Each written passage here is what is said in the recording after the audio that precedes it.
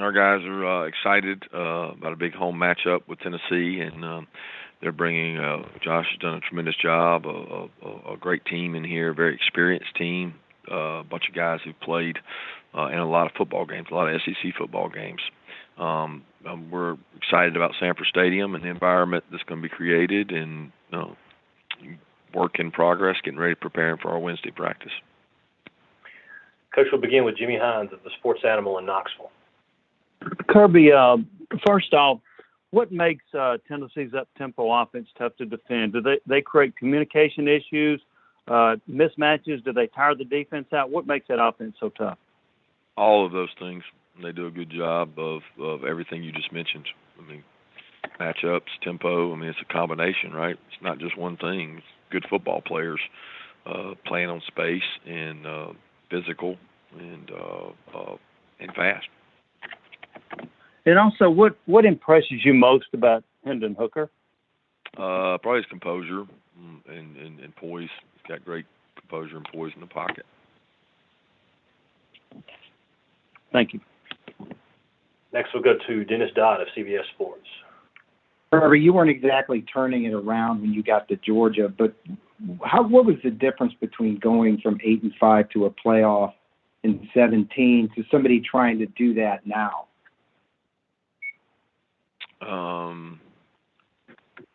I don't really know. I mean, I don't know how to compare, doing that now versus then. It's really just, relative to your own organization and your own place. Everybody's got a different set of circumstances. Everybody inherits a different program, and everybody does things the way they think is the best way to do it. It's hard to compare those two. All right, thanks. Next, we'll go to Mark Weiser of the Athens Banner-Herald. Kirby, Josh Heupel was saying on TV last night he talked to his team this week about the rankings, knowing what was about to come out. Is that something you'll bring up to your team, being, I guess, number 3, and is that another layer of motivation you think for the players? Not really. I mean, I know the players see it, and they have to because they all on social media and things. But I mean, we really live and practice in a bubble. We've dealt with this so long now, with last year going on, and knowing that it really, it doesn't matter. It just doesn't matter. It matters, how you play, and we try to put our focus on things we can control, and we can't control anything to do with that. All we control is how we play, and that's the ultimate goal this week is for us to play our best. I want to ask about what kind of challenges Tennessee's wide splits on the field with the receivers causes for the defense. It pulls you away from the box. There's no half in, half out. You're either all in or you're all out, and it doesn't allow you to hide and disguise things. It makes you play. It's been that way for a long time with him. I mean, he did some of the same things while at Missouri when he was there. Thank you. Next is Glenn Gilbo, Outkick. Coach, what do you remember about the week in the 2011 season going into the 1-2 game against LSU? Just if the week was different in any way, or did Nick kind of go out of his way to keep everything the same? I have no idea. I don't remember anything about that week. That week was 11 years ago. Remember the game and the physicality of the game and the licks that were passed. It was one of the most physical, violent games I've ever been a part of in terms of contact. With the two-back offenses and two-back football. But don't remember much about the week.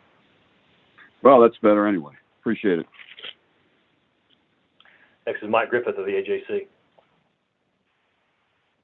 Yeah, Kirby, secondary play. I want to ask you about pass interference, defensive holding.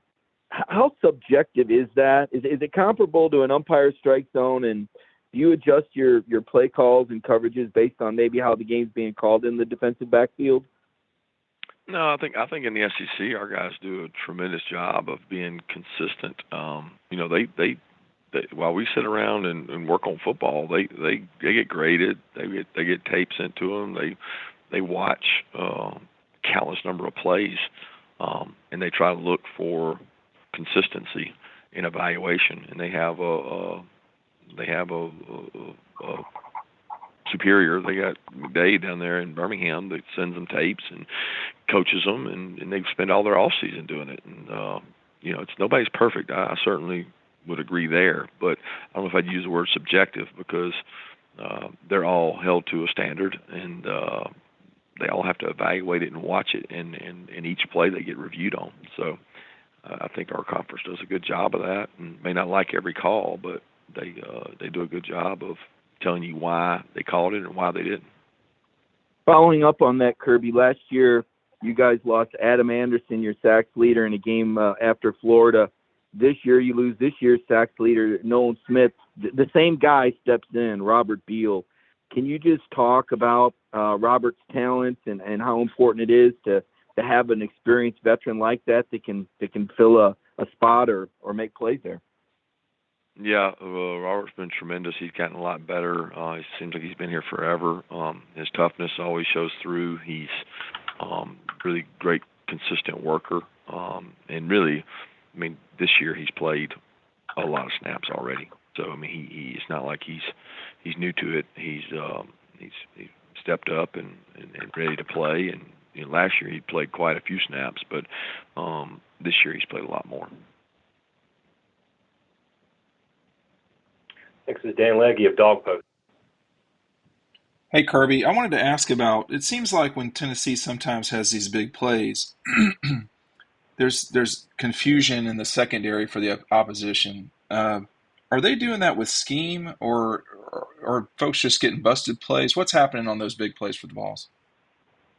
It's probably a combination of things. That you're playing, the pace of play is really fast, so it requires elite communication, and you're facing things that you don't normally face. So maybe whatever you play all year, it's not the same. And so then when you change something, anytime you change something, you create confusion. And, it would be the layman's purpose to say, hey, don't change. Well, you have to change, because they force you to change because they have a different style offense. And when you change and you don't communicate well in the heat of a moment, and you've got to make split-second decisions, which could be 2 to 3 seconds between plays, it causes errors for sure.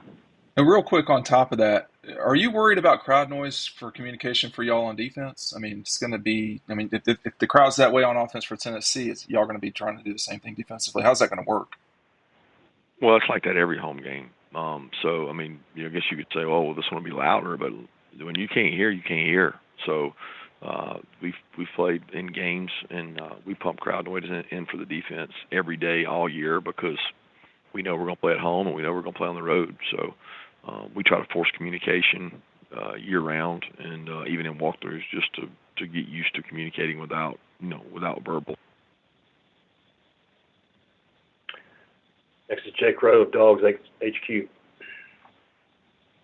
Hey, Kirby. I wanted to ask you about practice at this point in the year. I know you guys kind of pride yourselves on those Tuesday, Wednesday practices of really getting after it. Do you change things at all as the year goes on? Just trying to keep guys fresh. But I also know that you're a couple weeks coming from a bye week, so I just kind of want to see how you balance that. Yeah, we find a good competitive balance. We do a good job with our GPS trackers and tracking volume, and we might not have as much contact. We might not have as much numbers in terms of volume of yards run over a certain mile per hour, and we're always tracking that. And we watch our guys. We test them in the weight room to see kind of where their legs are. We got some testing equipment in there, and monitor that. If they're ascending and still moving in the right direction, we keep practicing, and if not, we have to cut back on certain guys. Thanks. Coach will finish you up with Jordan Hill of Dogs 24/7. Yeah, Kirby, I just want to check in on Xavier Truss. You mentioned on Saturday that he came back in on the extra points, but has he been good to go all this week? He's been banged up. He's been able to get out there and work out and run around and move some, and hoping to be able to use him Saturday. But he's dealing with a turf toe. But we think he's going to be able to play. We'll find out more today.